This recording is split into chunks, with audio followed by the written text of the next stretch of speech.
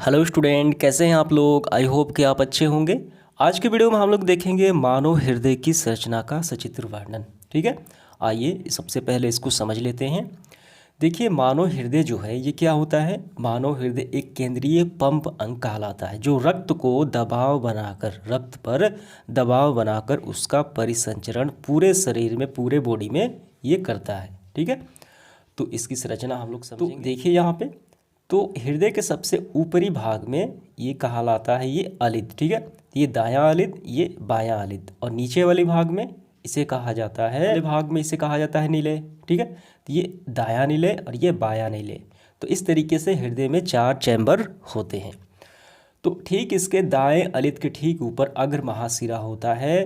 तो इस यहाँ से रक्त आता है और इस कपाट द्वारा बंद हो जाता है। ठीक है, तो यही रक्त जो होता है फिर ये इस सिरे से बाहर निकल जाता है। ठीक है, और उसी तरीके से यहाँ पे समझिए, फुफ्फुस सिराओं से भी, और ये दोनों फुफ्फुस सिराएं हैं, इनसे भी रक्त आता है और इस कपाट द्वारा ब्लॉक हो जाने के बाद पुनः ये वापस आ जाता है, फिर यानी इस धमनी से वापस चला जाता है। ठीक है, तो यही होता है। और ये दोनों जो है, ये इसे क्या कहा जाता है, इसे कहा जाता है अंतरानिलय भित्ति। तो दायां अलिद और बायां निलय, ठीक है, चाहे बायां अलिद चाहे बायां निलय, ये दोनों किससे विभक्त होते हैं, ये दोनों विभक्त होते हैं अंतरानिलय भित्ति द्वारा, ये कहलाती है। ठीक है, और यहाँ पे आपको समझना है, इन देखिए इन दोनों के यानी अलिदों के यहाँ पे जो इनकी दीवारें हैं ये पतली है, और निलय की दीवारें देखिए ये मोटी है इनकी अपेक्षा। तो आइए इनका संरचना का वर्णन करते हैं। सबसे पहले हम लिखेंगे, हृदय एक अत्यंत कोमल मांसल रचना है जो वक्ष गुहा के मध्य, पसलियों के नीचे तथा दोनों फेफड़ों के बीच स्थित होता है। ये हो गई इसकी स्थिति।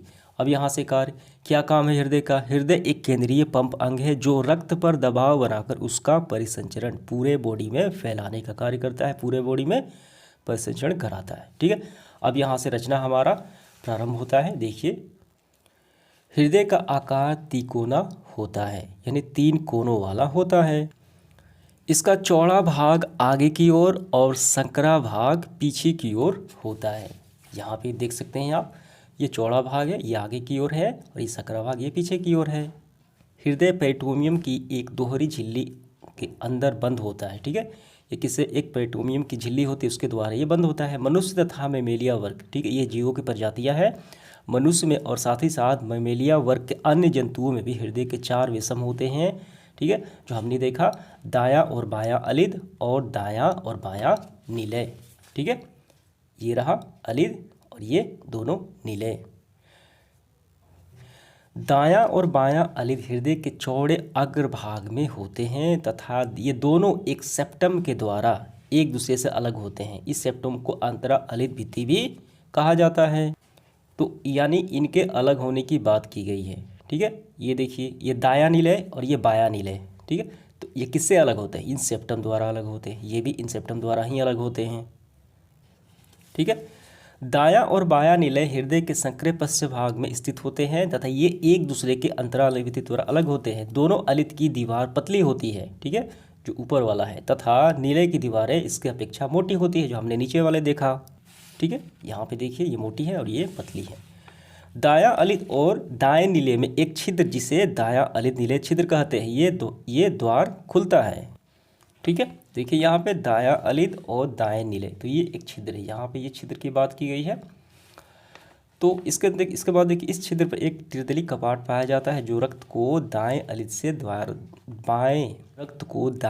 से दाएं निलय में जाने से रोकता है। ये कपाट, रक्त आ गया तो इसको ब्लॉक हो जाएगा और ये पुनः इस धमनी से वापस चला जाएगा।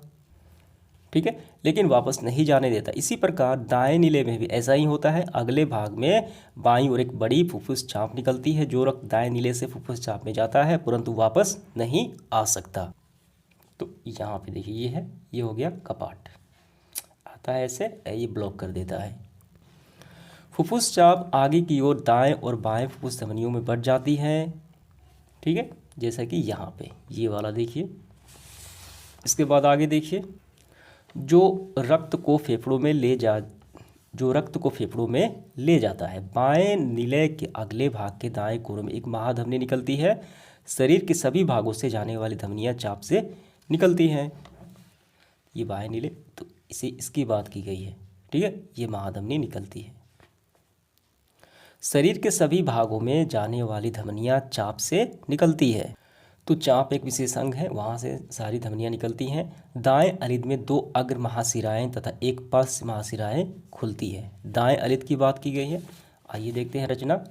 तो यहाँ पे देखिए, तो ये रहा दायां अलिद, यहाँ पे अग्र महाशिरा और ये पार्श्व महाशिरा। तो इसका क्या काम है? तो इसका काम है जो शरीर के सभी भागों से अशुद्ध रक्त दाएं अलिद, ठीक है, दाएं अलिद में लाती हैं तथा बाएं अलिद में फुफ्फुस शिराएँ जो हैं वो खुलती हैं, जो फेफड़ों से शुद्ध रक्त बाएं अलिद में लाती हैं, ठीक है। इस प्रकार हृदय की संरचना पूर्ण हो जाती है। समझ में आ गया आपको?